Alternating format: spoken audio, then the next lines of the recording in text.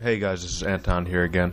I'm making this video in response to a few discussions I've been getting into on YouTube regarding the gold standard and regarding U.S. currency, how it's actually going down and it's reaching approximately the same level or a little bit below Canada's currency. Now keep in mind that the Canadian currency is not going up, it's that the U.S. currency is going down. And part of that does have to do with the gold standard. For those of you who don't even know what the gold standard is typically where it's a system where our money, our dollars, our paper dollars, or what they call fiat currency, is backed by gold. Historically, many standards of value have backed currency, not only gold, but silver, cattle, seashells, or tobacco, or something that people consider valuable. There are several reasons why average citizens like us and small businesses and banks would consider adhering to a gold standard. But there's also, unfortunately, several reasons why the government and their statist intellectuals would want to stray from the gold standard. Many of these statists claim to be advocates of laissez-faire capitalism, but they claim massive government intervention in the economy is needed at times, and that higher taxes may be as byproduct, even if it requires temporary inflation, which is a decrease in our value of our currency.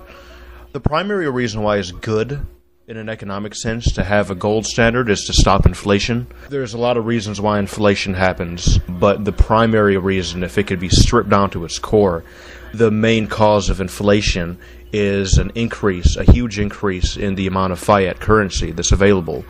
As you know, marginal utility tells us the more you have of something, anytime you have an excessive amount of any commodity, people will value it less.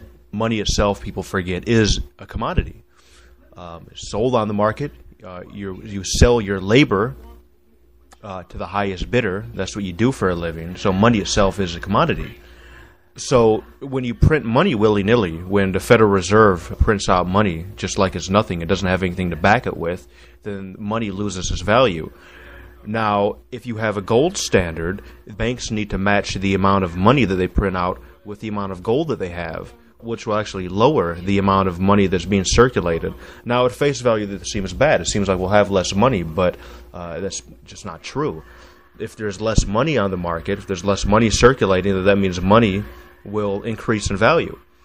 The institution that prints a dollar is, like I just said, the Federal Reserve. A little background on the Federal Reserve. It was organized and created in 1913 with the intent of controlling and also extending credit to individual banks, as well as controlling interest rates as well. It was backed by the government. The Federal Reserve Act of 1913 is essentially what created the Federal Reserve. So the Federal Reserve is not as private as some people say it is. It's really state-backed. I would consider the Federal Reserve a quasi-government institution. By the time the Federal Reserve was created, the U.S. was still technically on the gold standard, but with the founding of the Federal Reserve, in addition to gold, the credit extended by the Federal Reserve banks could serve as legal tender to reimburse debitors. In 1927, for example, when businesses started to get rough a little bit, when forecast of the Great Depression was showing a little bit, what the Federal Reserve would do is just print more paper money without backing it with anything in an effort to prevent any deficiency in bank reserves.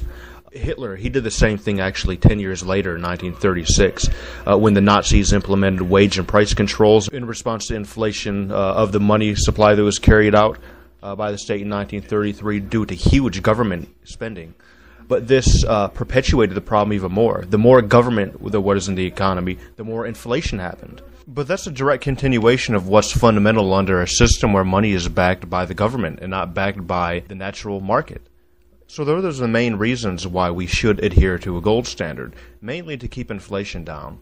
With the standard in place, there'll be less money printed and thus less inflation, as I said, since the two concepts are mutually exclusive. David Hume, who is a Scottish economist, said the same thing, that vagueness in potential purchasing power leads to a lack of confidence in trade and investment, which curtails both trade and investment, which the ultimate possibility is creating a depression. That's precisely how the stock market crashed. Well, thanks for listening. That's pretty much all. This is a short one. Leave comments or questions or anything, and responses or disagreements. Thanks for listening.